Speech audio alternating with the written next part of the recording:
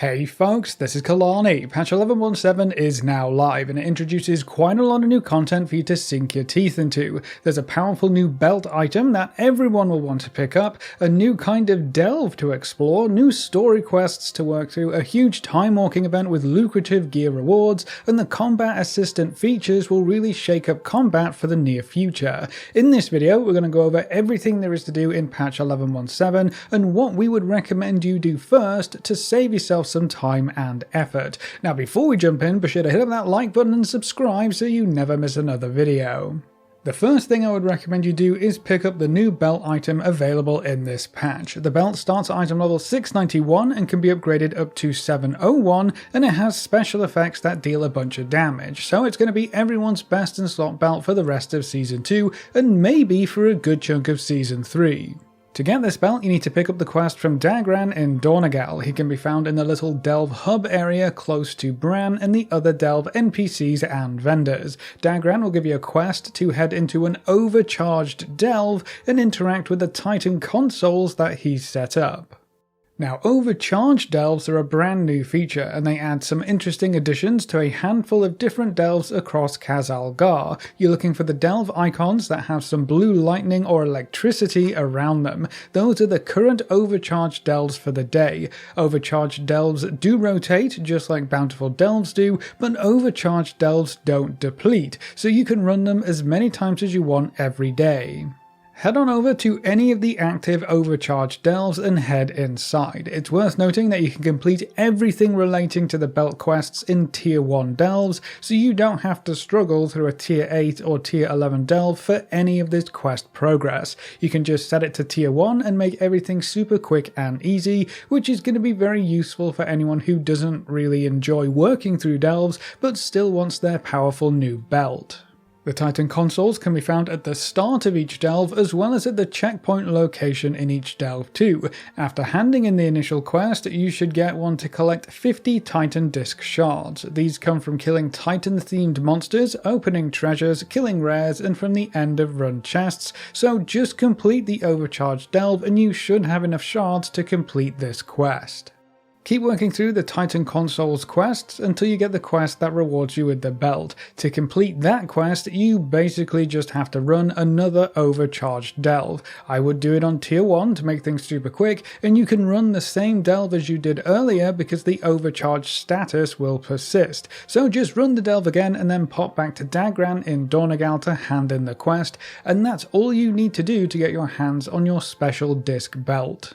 Now the belt starts at item level 691 and that's the highest that it can go in this first week, but every week after we'll be able to pick up another quest from Dagran that rewards a Titan memory card that upgrades the item level of the belt by about 3. On the PTR it took 3 quests or 3 weeks total to fully upgrade the belt to 701, so just keep returning to Dagran each week until your belt is fully upgraded. If you happen to miss a week's quest for whatever reason, you should be able to complete every quest available until you get caught up, so don't worry too much about completing every quest every week on every character that you want to play. There is catch-up baked into the system. These quests also reward you with a box of goodies, which has champion track gear and runed crests in there, so they should be a good way to help gear up your ults as we prepare for Season 3.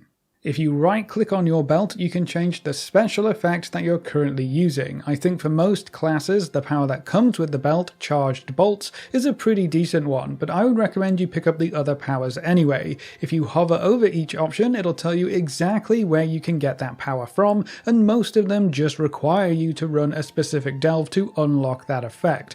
All of these effects can be obtained from tier 1 delves. The delves do not have to be overcharged, so you can get them all in one day if you really want to, and they all unlock across your entire account, so you only have to get each one once and all of your characters and ults will have full access to them as well. For the powers that come from delves, you just have to complete the delve that it says and you'll get the disc in the end of run chest. So you don't have to specifically look for them throughout the delve, it's not like they're hidden anywhere, just complete the specific delve and you'll get the power guaranteed.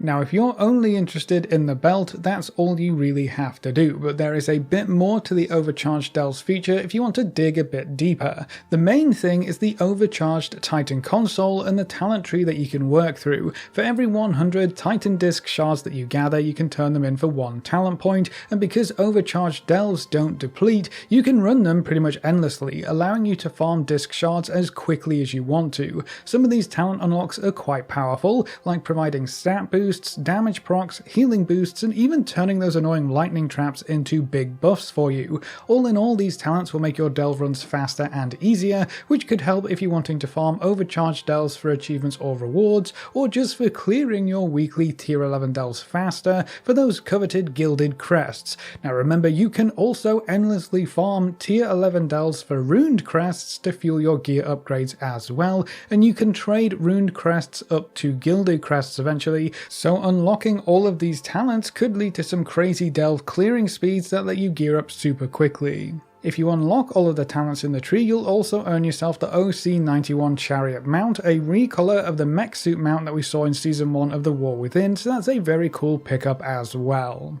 We also have some new story quests to work through. You can start these by talking to Farin Lothar just outside of the inn in Dornagal. These quests take us over to the Arathi Highlands, where various disturbances have the Horde and Alliance on edge. You'll need to work together with both sides of the conflict to figure out who's behind these attacks and uncover the mysterious faction calling themselves the Red Dawn. What's interesting about these new story quests is that each faction gets their own viewpoint of the story. So if you have a character on each faction, you can play through the new quests from each point of view, giving you the full picture, and you get a special tabard for each faction as well. It's not entirely clear how these story quests tie into future story elements, but I guess we'll find out pretty soon when patch 11.2 is revealed in the coming days or weeks. Now, if you want some more story content, you should also check out the new Lorewalking feature. When you log in, a quest should pop up that directs you to Lorewalker Cho. He can be found in Dornagal, Orgrimmar, or Stormwind. Lorewalking is a cool new feature that collects and condenses key story moments for important characters or current story plot points. We start with 3 Lorewalking experiences. One goes over Xalatath's story and how she was released from her prison. Another goes over what we know of the Ethereals so far and why they may be important as we face off against the encroaching void. And then the last one goes over the story of Arthas, because let's be honest, Arthas had to be included in here somewhere. You can do these Lorewalking stories at any level above 10, and you can earn experience while completing them, so you can level up some alts while learning about important storylines. It's not just old stuff though, there are some new plot points in here as well, so if you love story content, this should be right up your alley. Each chapter will also reward you with a fun toy to collect. Something else that I think everyone should do is check out the new rotation assistant features, because I really do think this is going to change the game in a lot of different ways. You can turn on the rotation assistant by going into your options menu, and in the gameplay enhancements section you'll find the toggle for the assisted highlight. Turning this on will highlight the next ability that you should use to execute a somewhat optimal rotation. It takes your talents into account and even how many enemies you are currently facing, and for the most part it seems to work quite well. While it will highlight most of your core rotational abilities, it won't highlight your major cooldowns, any movement or utility related spells, or healing or defensive spells, so you're still going to have to manage all of that by yourself, but it will help you maintain a good core rotation at the very least. You can also open up your spellbook to see which spells or abilities are included in the assistant highlight. Any spell with the yellowish highlight is included, and you can hover over spells to double check, and you should see the blue text at the bottom of the tooltip saying that it is included in the assisted highlight, so you can see which abilities you have to keep track of by yourself pretty easily. Now this feature includes another option, the single button assistant. At the top right of your spellbook you can find a new spell or icon called single button assistant. You can drag that down onto your bars like any other spell, and that button will use your next recommended spell for you, so you can execute your entire core rotation by pressing just a single button or keybind. The major drawback here is that your global cooldown has a 25% penalty when using the single button assistant, so there's going to be more time between all of your spells, which means your overall damage throughput is going to be quite a bit lower than if you play your rotation manually. But if you struggle with your rotation for whatever reason, or you find it difficult to pay attention to encounter mechanics while doing your rotation, this could be a good option to help you keep up in dungeons or raids. I would recommend everyone tinker about with these new options to see if they help in various types of content. The highlight assist might help you learn your rotation a bit better, and the single button rotation could be good while playing classes that you have no experience with, or if you really don't understand your class's rotation all that well. If you absolutely hate either of these features, you can just turn them off and forget they exist, but I do think it's important to at least try them out. You never know, they could help you kick out a good chunk more damage and let you take part in content that you haven't really experienced before. We actually have a perfect opportunity to test this stuff out with the Turbulent Timeways event. During this event we'll have 7 weeks of back-to-back time-walking events, which lets you do some interesting things. To start with, we'll have 7 weekly quests in a row which have increased rewards. These weekly quests now reward a piece of heroic raid gear, so that's 7 pieces of heroic raid gear you can get for every character that you have just for running time-walking dungeons. That's some of the easiest gear you can get your hands on right now. With the rotation assistant and single button assistant, you can play some classes you don't know quite as well, but still pull your weight in groups. And with time walking dungeons being a bit slower now, you should be able to actually get a few spells off before everything falls over. If you complete a time-walking dungeon during the event, you'll also get a buff called Knowledge of the Timeways that buffs your experience gains by 5%, so you can also use this event to level up any alts that you may have left behind. This buff also stacks, and when you get to 4 stacks your buff will change into Mastery of Timeways, which provides 30% bonus experience, so that's going to be cool. But the real key here is that if you get the Mastery of Timeways buff, so the one that requires you to clear 4 time-walking dungeons in a week, if you get this buff during 5 weeks of the event, you'll earn the Master of Turbulent Timeways 3 achievement, which rewards the Chrono Corsair mount. So if you love dragon mounts, or you just want to run around on an infinite dragon that's wearing a pirate hat, be sure to run 4 time-walking dungeons in at least 5 weeks during this event. We also have Battle for Azeroth Time Walking added into the mix, so we can revisit some different dungeons, and there's a new vendor to pick up some BFA themed goodies. These vendors also sell the previous Turbulent Timeways event mounts, so if you missed those in the past, you can pick them up for a good chunk of time warped badges. You can find these vendors in your BFA faction cities, so for the Alliance that will be Borealis, and then for the Horde you actually need to head down to the harbour of Zuldazar, so be sure to pop by those vendors to see if there are any new rewards that you might want to pick up.